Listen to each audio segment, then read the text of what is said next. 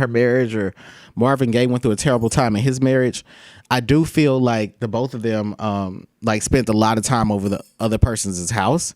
They learned a hell of a lot from each other.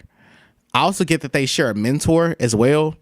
That's a music executive, but for the most part, I don't see a lot of romantic things going on between them, but I did see, a few sexual encounters. So things weren't just platonic between them. Did he marry Anna Gordy because she was Berry Gordy's sister?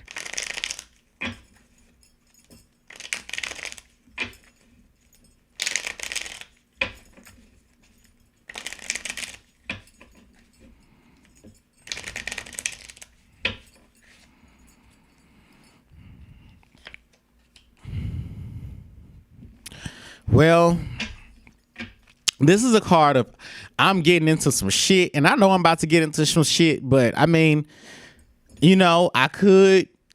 This is the card of taking a big ass risk. It's like you know the consequences.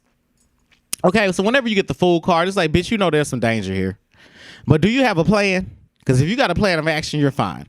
So I don't even know who Berry Gordy is. For real, I really don't know who Berry Gordy is.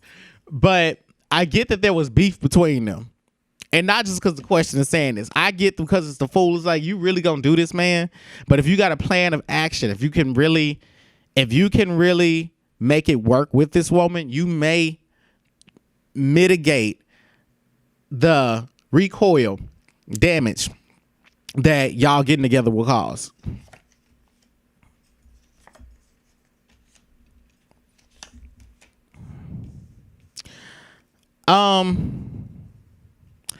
This was a poor judgment call on Marvin Gaye's part, because I feel like if he and Berry Gordy had worked together, they were cool, whether they beefing or not.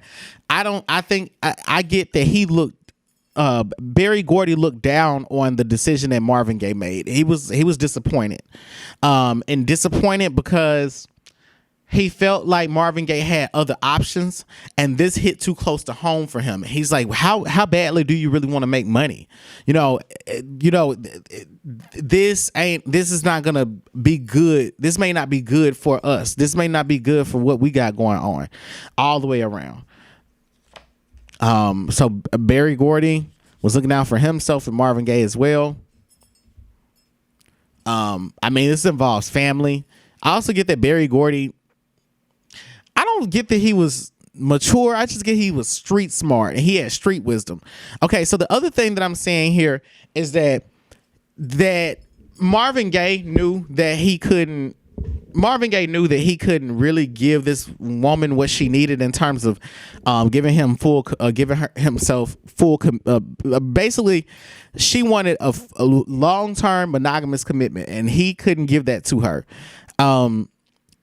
I also get that she felt like his mind was very distracted as well. Like, the lights are on, but there's no one home. Like we're having sex, but maybe he's thinking about something else. We're having sex, maybe he's thinking about someone else. She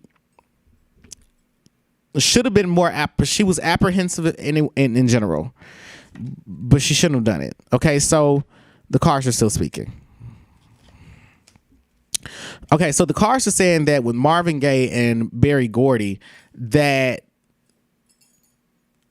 Marvin Gaye knew that this was going to drive a wedge between he and Berry Gordy, and some of this is intentional, and it is intended to be payback for some shit that happened between the two of them in the past. Maybe childhood friends. I'm not sure, but I know that this is about things that happened in the past. This could have been 6 years ago, 6 months, or 6 years old. All right.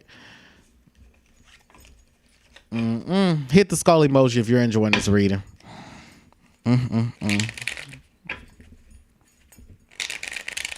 All right. How does Marvin Gaye feel about his music career and the industry? So I guess because it's a little, we're going to be doing a little bit of mediumship here. Describe to me, from the echoes of Marvin Gaye's energy, what he feels about his music career and the music industry today.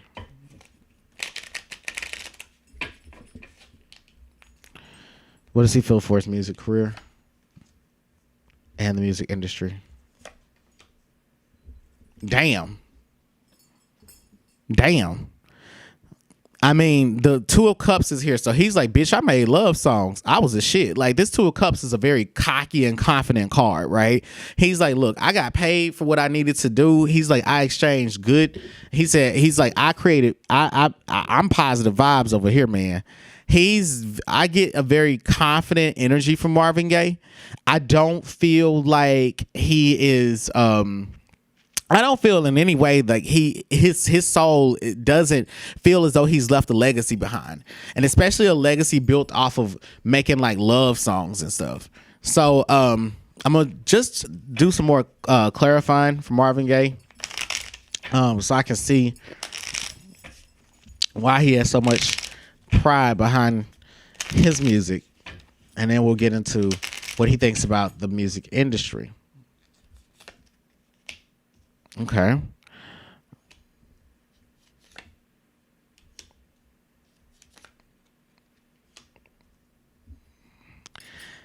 He's like, look, I made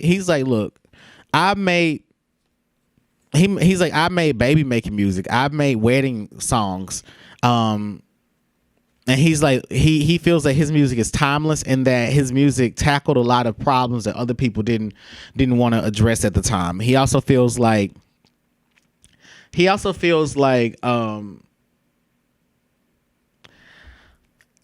in him grappling with these taboo romantic topics and having to be poetic in how he conveyed his interest in like sex, love, romance, marriage, things of that nature. I get it's very braggadocious. He's like, I sent chills up people's spines. Like, that's how he feels. He's very confident in his music. Maybe not confident in himself, but he knows, he's like, the impact of my music, that's different. Like, me as a person, he's like, I know I came to the world.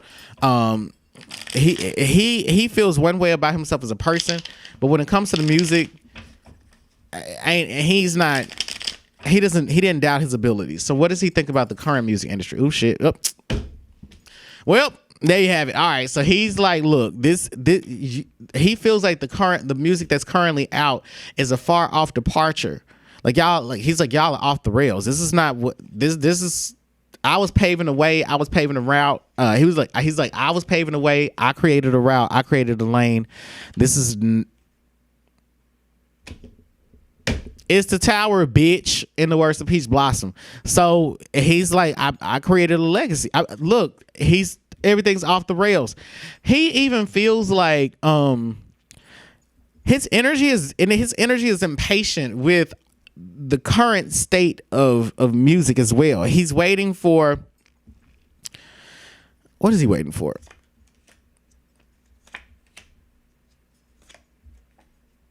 He's waiting for people to re-immerse themselves into the old school craft of music, like studying the lyrical composition of a song.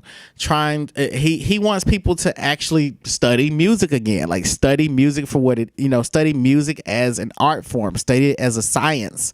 He doesn't want people to just be practitioners of music, but he wants them to really study melody and I don't have the jargon for it, but I get that he feels that music right now is repetitive and perhaps it's not addressing some of the more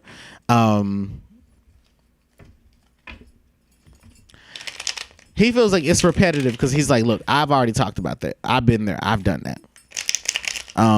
But I also feel like some of his opinion is unreasonable because it's like, look, every generation is going to rehash the same themes. None of these stories are new. I mean, the purpose of reincarnation is to recycle, to reuse. All right. So was he mentally ill or was he just a cruel man?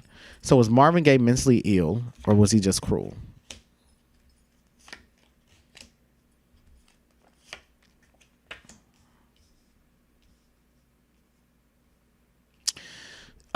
Money changes people. Money really does change people. I don't want to say that he had a mental illness. I want to say that he was a mean ass man. And I want to say that he was very hard on himself as well. The same way that he was hard on other people, he was much harder on himself. And I also get that when he reacted violently or responded to people or reacted to things or even proacted. Okay, he was being proactive sometimes and just coming out of nowhere with shit. But even when he was active and proactive with like how he's been problematic, look, at the end of the day, what I get from Marvin Gaye is like, look, the man was cruel. He was a mean bastard. Okay, that's what I'm saying from these cards. They're like, he's mean as fighting shit. He was especially mean to his wives.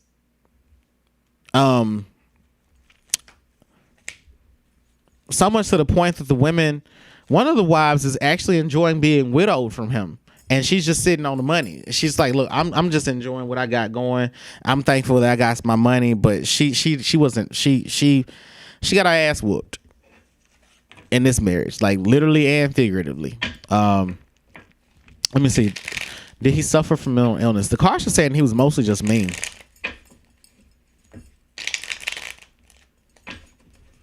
Can't blame that shit there, buddy.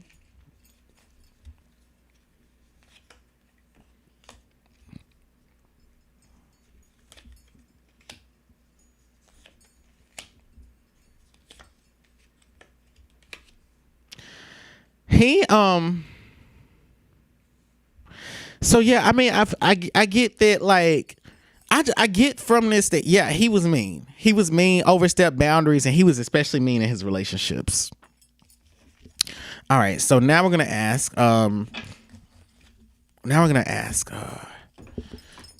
Was Marvin Gaye? Was he gay? Well, then again, let's not ask that, because gay is a mindset. Sometimes, it's a mindset. Like, it depends on how people look at it. From some people, gay means something different to everybody, right? And sometimes men can have, a man can have sex with another man and still not see himself as gay, All right, so was he gay? I mean, well, no, shit. What? Show me. Well, did he have relationships with women that were not cisgender? Or fuck, what? How do I ask this shit? I'm so technical. I'm such a king of clubs. Gotta refine everything. We're gonna ask just that question. Was Marvin Gaye gay? Was he gay? Was Marvin Gaye gay?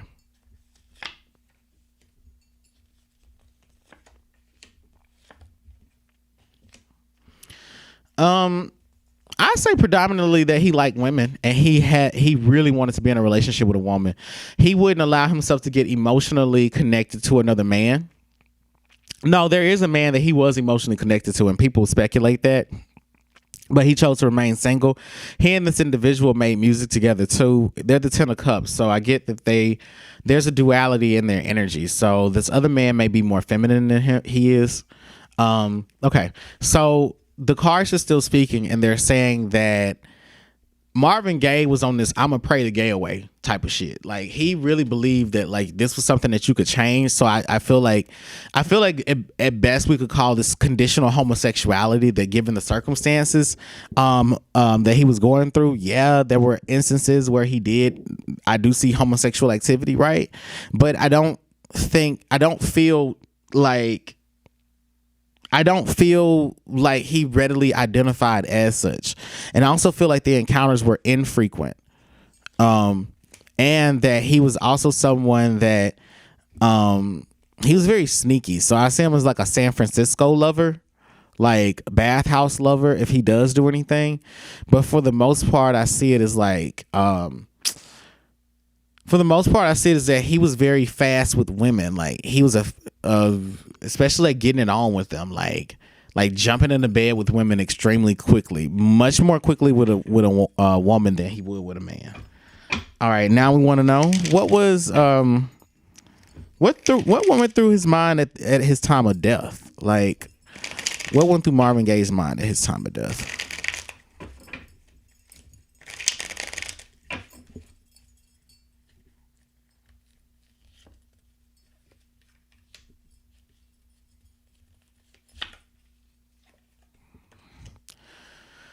Um, I get that he wishes that he had died sooner. He was mean to himself. He was like, he wishes that he would have died sooner, especially like with suicide. Hold on, this card just popped out. Yeah, I mean, he was happy to die. I get that he was very happy to die, which is odd. But I also see that there was a lover that he was leaving behind, that he was happy that he was dying. And it's almost like he was like, I'm happy I'm finna die. So it's like, you know, so you can be sad over me dying. Like he wanted his death to cause a lot of heartbreak with women. I feel like he had mommy issues. I feel like he was someone that terrorized women or tried to make women bend to his will or cheated on them and abused them so that he could get a certain type of affection out of them or for them, the women, to pay him attention. But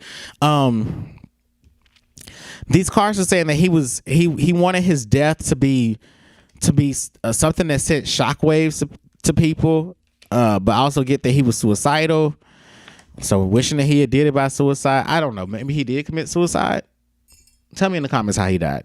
But they're saying from these cards that he felt like he left a legacy behind ultimately, and it was a global legacy, an international legacy. So, I mean, he was mean to himself, man. This guy was genuinely mean to himself, and I hope that his descendants are leaving him water and prayers on their altar and at their altar. All right, so thank you for tuning in to the reading produced by Black Spectrum Network. Click the subscribe button and hit the bell button to get the latest updates on this channel. If you want to receive these and other videos at least 1 week ahead of their YouTube release date, then subscribe to our Patreon at www.blackspectrumnetwork.com. Okay, we offer online courses that teach how to do tarot, create magical potions, and how to work with your ancestors, deities, and African Diaspora experience. Visit the Shrine of Black Epistemology at blackepistemology.com. If you'd like mentorship with me or one of our staff, book a mentorship consultation on our website at www.blackspectrumnetwork.com. We live in a time where the celebration of supernatural I'm messing it up. I'm sorry, guys, but just enjoy it. Okay, so we live in a time where the celebration and supernatural metamorphosis of our black excellence is more than a form of resistance to globalized white supremacy. Your journey does not end here. Make your next move your best move. I now leave you with these words of wisdom from the rapper Dreezy. Gave mercy to these hoes. What would Jesus do? I'm your reader, Nexo, and remember, the truth is always collaborative. Thanks for watching.